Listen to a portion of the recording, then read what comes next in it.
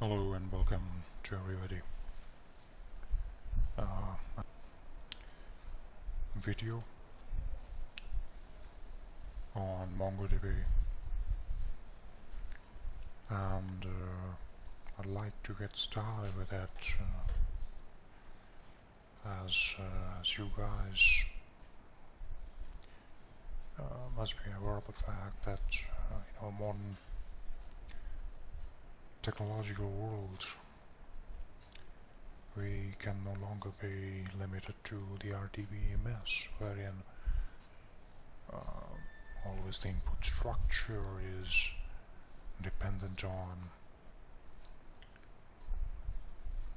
some schema, some fixed schema, that we cannot depend on, because with the growing needs of the business, with the growing data, it is really important for us to consider the data which are unstructured, coming from various different sources, and the complexity of it drives it to consider ourselves in a more flexible environment, in a more flexible tool which can suffice the business needs. Alongside with it, with the growing data volume, it's very important that we have some mechanism to handle large-scale data. And having said that, MongoDB is something which is a NoSQL database, which means that it supports a relational schema-based oriented structure, as well as on top of it does give us the flexibility to put the input data, or to store the input data in, coming in any form, any unstructured form in MongoDB. So this course is mainly covers the basics to get started with MongoDB, and let you trigger certain commands in MongoDB clients, which would help you understand as we go forward with it. So with that, let's get started. So the links and the other descriptions as to how you get this tool installed in your system will be given in the video link, and you can refer to those. I will just get started with it, and before getting started, I just wanted to mention you one thing, which is, if you have installed MongoDB with a different directory, DB directory, specify the path name, or rather the path variable along with the path location wherein you want to store the data. The first things first, I have this Mongo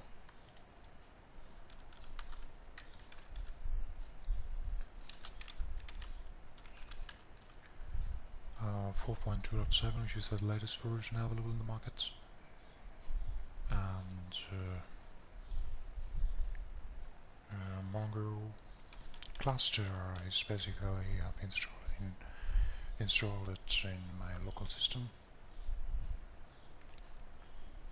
So if I type Mongo, it should take me, basically this is the default path. So as you can see here, it is not able to connect it because it's basically because MongoDB is not, the cluster is not up and running. So in order to start it, because I have created it using some other different configuration, not choosing the default configuration, so I'll have to specify this path here to get it started. We have type MongoDB, which should get us the cluster up and running.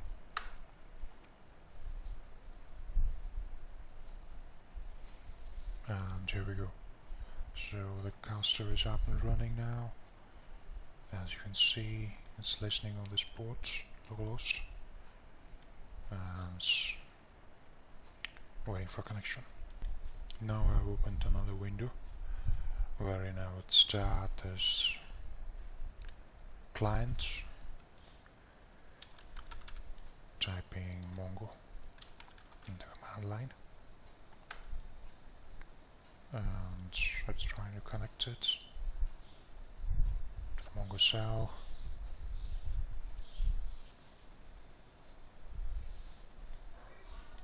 So the first thing which we noticed today here now is when I click on I submit this Mongo command, it waited for quite long before actually getting me to this cell, you know. The reason behind this is if you see the log from this server, you know, Mongo server log, you can see here there's something written as unclean full-time diagnostic data capture shutdown detected. It means that the previous time when MongoDB was shut down, when the server was closed, it was not shut down properly. As a result of which, the serving metrics, the metadata, were not properly cleaned up. It cleaned it up in the next logging when we requested for another login today. It first had to clean those up, and then it could only get me inside that Mongo cell. And this is the Mongo cell, if you can see. So this is the first command which we can type in our local to see the database is available for us. But again, now the question is, will this be visible to every other user? Well, no, the answer is no. This is specifically for the user who has admin role or the privilege to view all the TVs.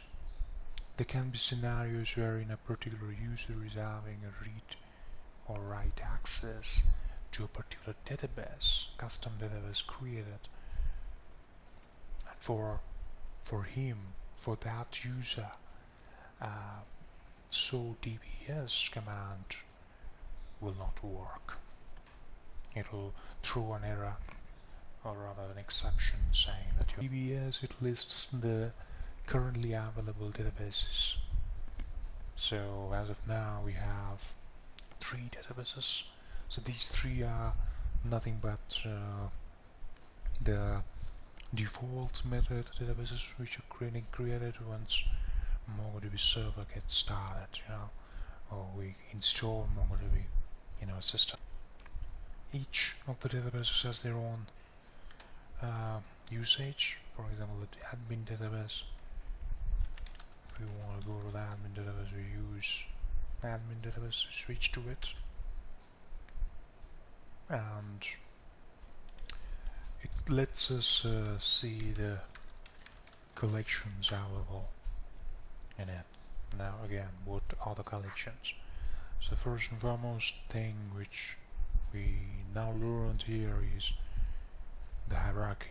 So how MongoDB works is, first is the DBs is the topmost, which is the parents, and then are the collections, which are nothing but, if you compare to the relational database, collections correspond to the respective tables.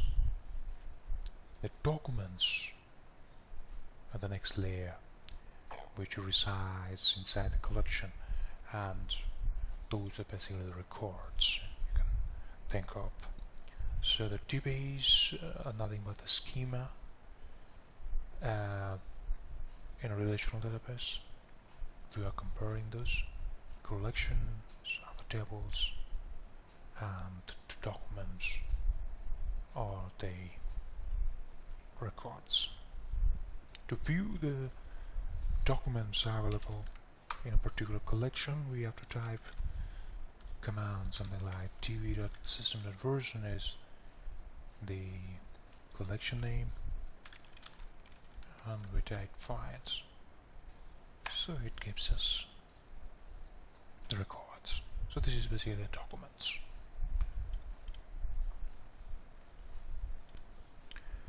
Well, next is config.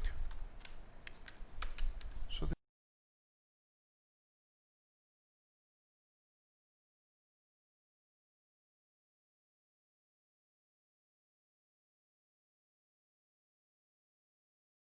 again doing this thing, so the last usage, the IDs available here, and things like that. If we go to the local database, this contains the metadata information for the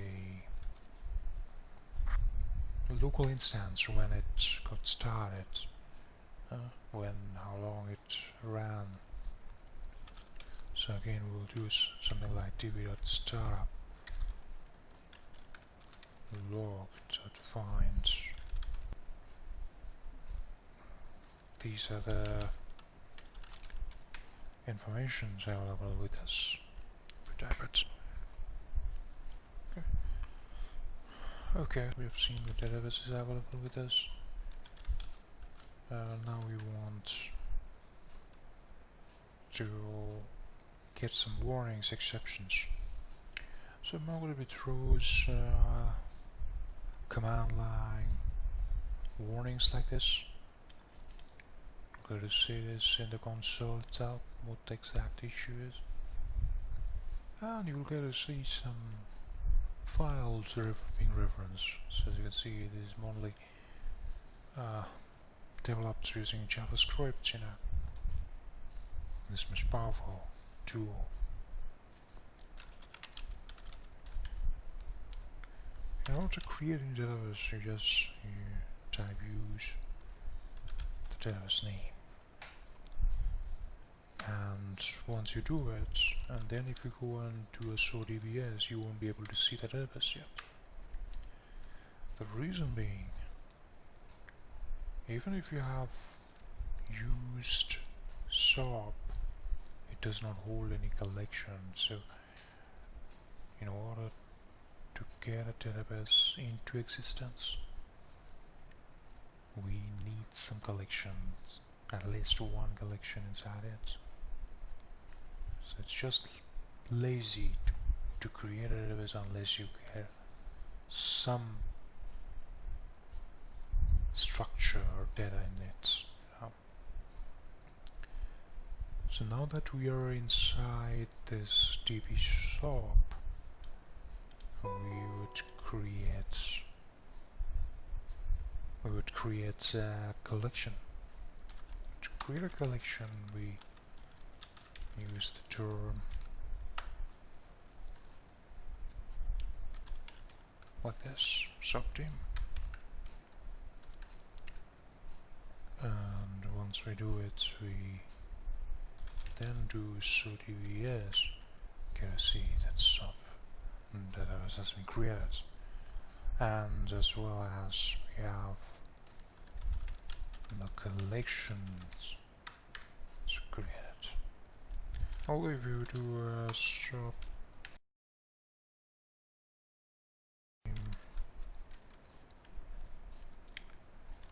that finds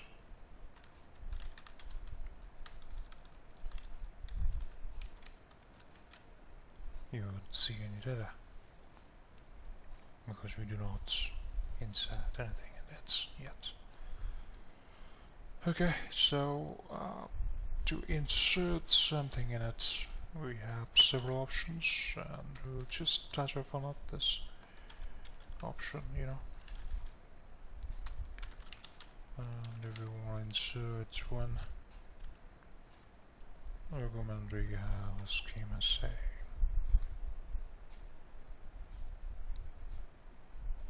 name, you know. It's all in the form of dictionary, JSON type, you know, and the name can be short1.